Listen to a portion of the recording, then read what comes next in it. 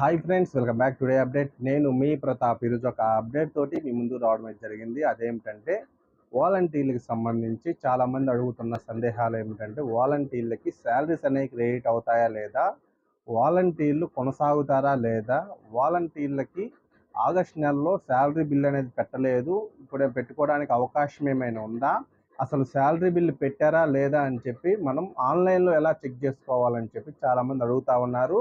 వీటికి సంబంధించి పూర్తి వివరాలు కూడా మనం ఈ వీడియోలో తెలుసుకుందాం. వీడియో స్టార్ట్ చేసే ముందు ప్లీజ్ మన వీడియోకి ఒక లైక్ చేయండి. కొత్తగా చూసిన వాళ్ళు ఖచ్చితంగా మన ఛానల్కి సబ్స్క్రైబ్ చేసుకొని సపోర్ట్ చేయండి. ఎందుకంటే ప్రభుత్వం నుంచి ఏ చిన్న అప్డేట్ వచ్చినా సరే మన ఛానల్ ఖచ్చితంగా అప్లోడ్ చేస్తాం కాబట్టి మీరు అందరూ కూడా మన ఛానల్ సబ్స్క్రైబ్ చేసుకొని సపోర్ట్ చేయండి. ప్రభుత్వం నుంచి ఏ చిన్న అప్డేట్ వచ్చినా సరే ఖచ్చితంగా అప్లోడ్ చేస్తాము కాబట్టి కొత్తగా చూసే వాళ్ళందరూ కూడా సబ్స్క్రైబ్ చేసుకొని సపోర్ట్ చేయండి. ఇన్ఫర్మేషన్ నచ్చితే ఖచ్చితంగా వీడియోకి అయితే లైక్ చేయండి.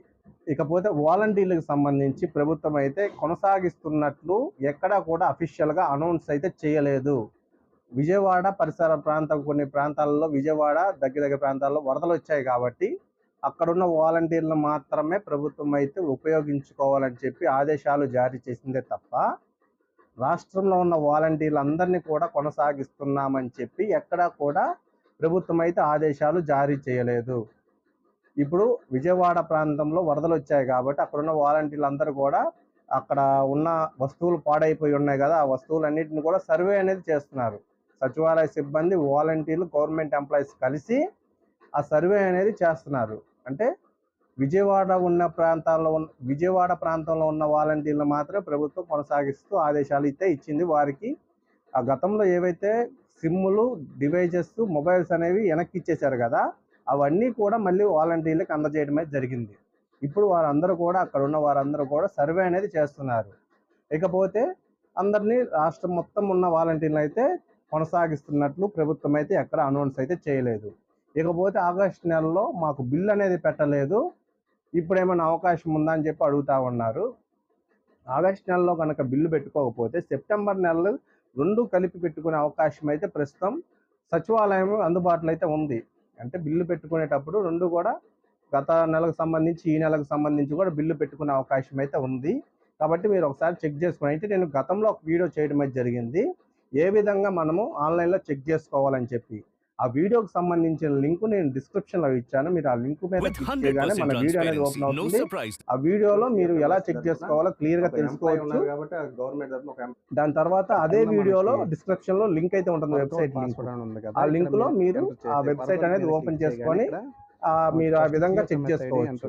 కాబట్టి ఆ వీడియో అనేది చూడండి ప్రతి ఒక్కరు, మీకు అందరికీ అయితే క్లారిటీ అనేది వస్తుంది. అంటే ఆగస్టు నెలలో బిల్లు పెట్టారు, మీకు ఎప్పటి వరకు అనేది బిల్లు పెట్టారనేది ఒకసారి క్లియర్గా తెలుసుకోండి. ఇకపోతే శాలరీస్ అనేవి పడతాయా లేదా అని చెప్పి చాలామంది అడుగుతున్నారు. శాలరీస్ సంబంధించి ప్రభుత్వం అయితే ఎక్కడా కూడా అనౌన్స్ అయితే చేయలేదు. శాలరీస్ అనేది వేస్తామన్న ఒక టెక్నికల్ ఇష్యూ వచ్చిందని చెప్పి ప్రభుత్వం అప్పుడప్పుడు తెలియజేస్తున్నప్పటికీ మంత్రుల ద్వారా, ఎమ్మెల్యేల ద్వారా తెలియజేస్తున్నప్పటికీ కూడా శాలరీస్ సంబంధించి ప్రభుత్వం అయితే ఎలాంటి అనౌన్స్మెంట్ అయితే చేయలేదు. వాలంటీర్లు అందరూ కూడా కలెక్టర్లకి, ఎమ్మెల్యేలకి, మినిస్టర్స్కి వినతి పత్రాలు అయితే అందిస్తూనే ఉన్నారు.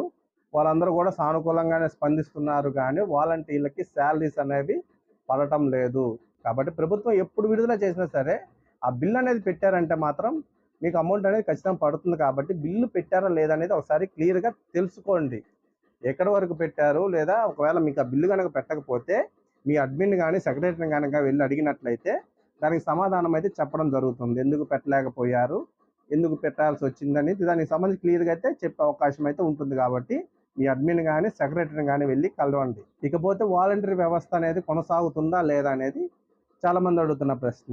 వాలంటీర్ వ్యవస్థ అయితే కొనసాగుతుంది, అందులో ఎలాంటి సందేహం అయితే లేదు.